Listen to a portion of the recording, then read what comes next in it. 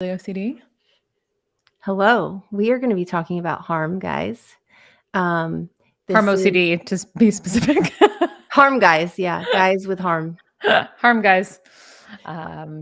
Sorry, I didn't mean to interrupt Yeah, you. no. So we're going to start by just breaking up the first section of harm, being identifying different types, because harm can come in so many varieties of intrusive thoughts. But this likely will be, a series of conversations. For sure. So perhaps we talk, because I know we probably want to parse out things like emotional harm or like self-harm in maybe even in different episodes, just because those are pretty rich topics and things that some people struggle with in their own right. But when we're talking about harm OCD, generally, like if I say harm OCD, what are we thinking of? So usually the first thing that comes to mind is like a violent, intrusive thought. Like, what if I stab my spouse? Or what if I shove that woman into the train tracks? Or Mm-hmm. what if I poison my family? Yep. All of those things. Yeah. But I think what some of the things that you point out in that are that it could be like, what if I accidentally harm somebody else versus what if I harbor secret urges Mhm. to cause harm to Yeah. somebody? Um, yeah. And I think also worth mentioning is when we talk about harm OCD, a lot of the time we're talking about the fear of causing harm to others. And yet, a lot of people have as their primary obsession fears that somehow harm is going to befall them or their loved ones, not by their own hand or, True. fault. Yeah. So, and that's equally problematic. Yeah. Good point. But yeah, I mean, harm in general, it could just be like violent, intrusive thoughts. It doesn't have to be death. It could be rape. It could be severing someone's head off. Like it can be very violent and graphic. Um, Mm. I've seen and heard, and I'm sure Lauren has as well, such a vast variety of intrusive thoughts. Any that come to your mind that you've seen or I mean, I think you did a pretty good job of talking about the spectrum, but a lot. One thing I do, I feel like I talk about this a lot too, is I hear people or see people who are avoiding knives, for instance, because they're afraid they're going to stab somebody, Mhm. or they won't watch a television show because that has maybe criminal Ted aspects in Bundy. it. Yeah, well, I was actually that too. That's such a good one. I was actually thinking more like Law and Order or something like that, where That you're too. likely to see like maybe guns or triggering things. But actually, no, I think that's a really common one. What you're saying is Mhm. the sort of um, watching a film or a TV show about a serial killer oftentimes will bring about these thoughts for people, especially because they're super fascinating. Right. And I think people are worried that they're fascinated. Some people are worried that they're fascinated about this. I'm not worried, apparently. I just think it's very, very, it's, I mean, it's confounding and perplexing and upsetting, but it's also just um, interesting, right? We're drawn to, I mean, that's why there's so many shows about these people, is like we're drawn to try to understand tragedy. And so when that happens, it's like, well, what does Mhm. this mean about me that I really want to watch this show or that I'm fascinated by? I mean, I don't, again, have this issue, Yep. this particular one, but that oftentimes will come up for people for sure. Yeah, for sure. We definitely as a human race want to figure out anomalies that go on. Mm-hmm. Um, but yeah, there in the culture we live in, we're like very fascinated and almost like intensely focused on psychopathology if you look at like TV shows, it's everywhere. Yeah. Yeah. Yeah, But I remember watching the Ted Bundy thing and being like, "Oh, well, this is supposed to be graphic and you're supposed to feel a certain way, like grossed out," and I wasn't at all. hmm, And I was like, well, that's interesting information. What what does does that that mean? mean? Does that mean like this stuff doesn't bother me enough to like shouldn't I be more disgusted?" But actually, almost a hint of empathy goes on of like, wow, this person is really sick and Mm, doesn't have a well grounded life. And, obviously, I do not think that murdering people is okay no. and everything he did was wrong, obviously. But I'm just saying, as a sensitive person, I tend to look at both sides of like, oh, I see how this happened more. Well, and when you're watching a TV show, they're dramatizing it in order to Yes. pull on people's To heartstrings. So, provoke. Yeah. yeah. And even if it's a documentary, they're structuring it in such a way Mhm. that it's sort of, I don't know. Yeah. Like it's going to make you think about the empathic piece of like, wow, this person is a sad human and a sick Yeah. human. And yeah. So, but that doesn't stop the brain. All of these things that we're talking about, which are sort of normalizing the idea that you're going to have, that people are going to have intrigue and interest and even empathy for, you know, potentially for serial killers, right? Like it's, uh, that's not going to stop your mind from doubting what your real intentions are and what you may or may not want and what that means. Yep. And oftentimes people talk about snapping or like, Mm, what if I just like hit this point where I just lose it? I just crack and come mm. unhinged. Yes. Yeah. In fact, um, and I think we've talked a lot about the idea of these concentric circles of different subtypes. And this is where fear is related to mental health and whether or not perhaps you could have psychosis, have a break from reality, and do something that's completely antithetical to your character. Not saying that like that's what happens with psychosis, but that's the fear. Mhm. Um, that people have that concern and it sort of comes it like it triggers their harm obsessions as well. Yeah. Like, Yep. oh, did I hear something just then? Or, oh, did I just see something out of the corner of my eye? Or am I having hallucinations? And then, Yeah, absolutely. Even avoiding having negative emotions because that might trigger mm, harm thoughts. Like, what if I'm angry and I go too far with my anger? I can't be trusted with that feeling of anger mm. because I might lose it. Yeah. And I think the people that we see with harm are often the most soft Mhm. spoken, demure, uh, yeah, and very gentle people. And I think that it so much so that even things like feeling anger seem like threats to them. Definitely. Definitely. So, and some of the work is around letting yourself feel those feelings because anger, as it Yeah. turns out, isn't just for Ted Bundy. It's a very normal human experience. Yeah, my therapist is like, "You need to get more angry. You need to do that more often." I'm like, "Oh, okay. So you're saying I can yell at my child? Perfect." I have carte blanche to yell at Yeah. my spouse. Cool.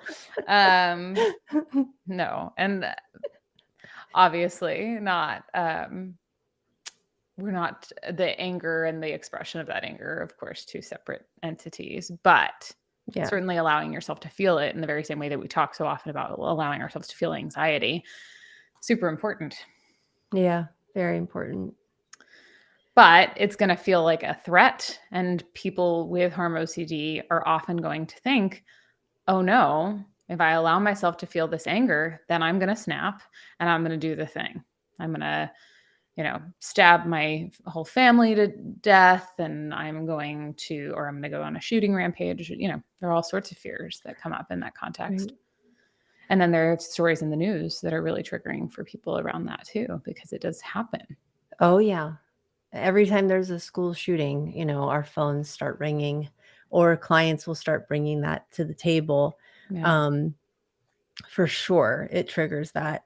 But I don't want to leave out like the violent, intrusive, gruesome rape stuff, right? So Yeah. that happens a lot. People will be like using a public restroom, Mm. and there was a person in there, and they're like, oh my gosh, did I rape them? Yeah. Right. And they might go back and check in the same way like hit and run would look. Mm. Yeah. So maybe taking pictures, scanning later on, going back. Yep. And also in the sort of false memory stuff Yeah. too. And if you're in the restroom with somebody and you had like an image pop in, and all of a sudden it's like, oh my gosh, did I rape them? That you're then sort of looking at the person and smiling and see, like, once you're maybe Yeah. washing your hands or something, like, see, like, "Ooh, did something Do I look happen? rapey, or are they looking at me Do like they I did look it? as though something bad has happened?" Yeah. Yeah. Yeah. One thing actually I think is really important that you brought up too is this element of intrusive images, because I think it does tend to come up a lot with this subtype, is really graphic and violent images, and that serves as the trigger to the obsession Yeah. of, sometimes it's something external, like watching a news story, or like there was a woman recently who had severe postpartum depression, and who, I think killed her 3 children. And that comes up, that could be a trigger. Or in the very same way that an image might just flash in your mind unrelated, because we have really creative brains, those of us with OCD. And then all of a sudden you're off to the races with trying to figure out what that means about you, that you had that image pop into your mind. Yeah, the images are rough. They're so they take Mm, the air right out of your chest. It's like, oh, it's like the yeah. ground falls out. I don't know. I mean, I guess Yeah. all intrusive thoughts do, but I don't know, something about the images, like for me, even just like the sound of Mm, impact. yeah. Yep. I think one of the things too is that the external triggers can inform the internal triggers, but that doesn't mean that we want to avoid external triggers. So let me break that Mm-mm. down a little bit. Like, I think of the movie American History X. Gosh. Oh, Yeah. man. It's an Uh, intense film, but there is one moment, right, where they have ugh, somebody fight the sidewalk and stomp their head, which is like it's horrifying, right? Like, I yeah, hear it's that, I even myself saying that, and it's like, oh, there's a cringe yeah. factor, and the sound and all of that.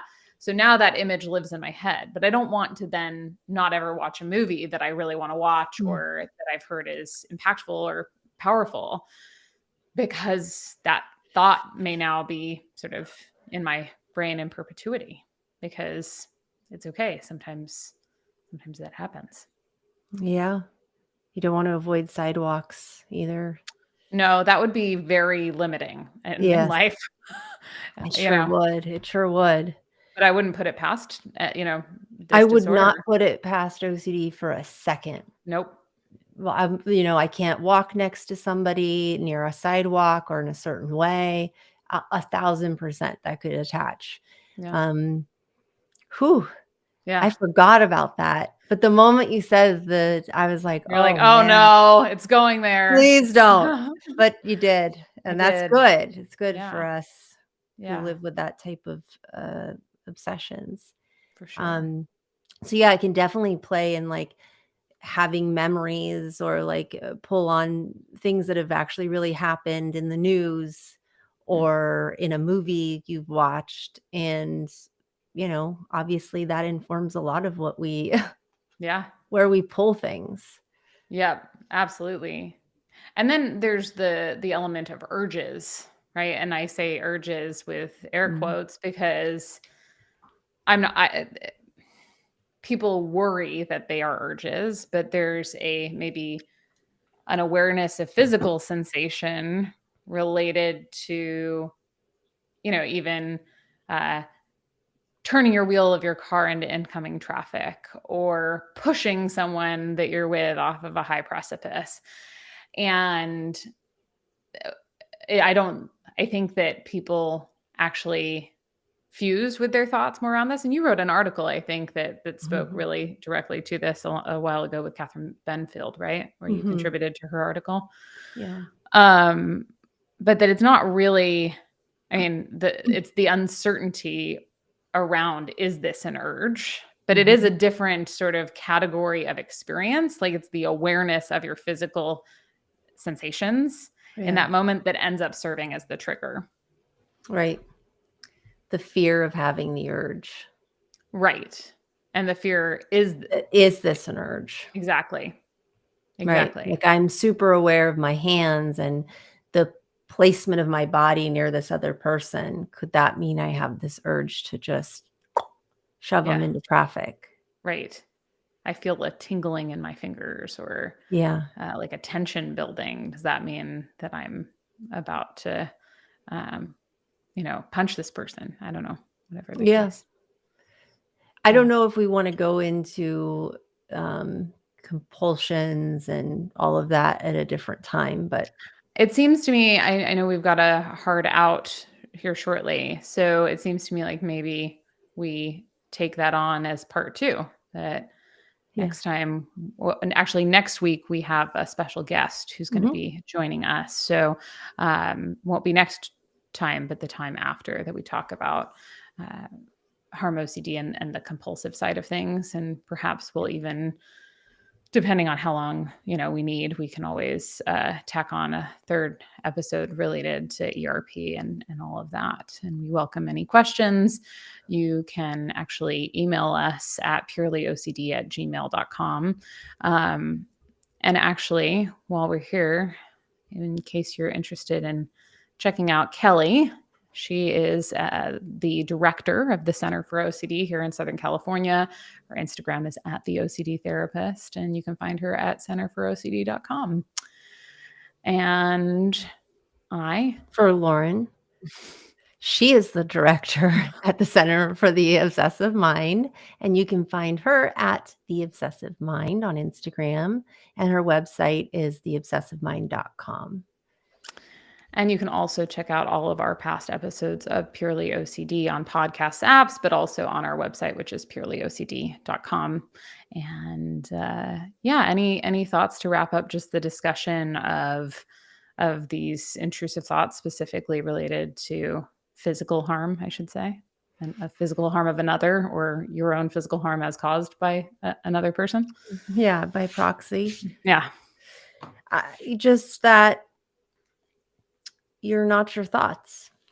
You have thoughts and they're really scary, and you're not alone in it. Yeah. So. Yeah. That's super important.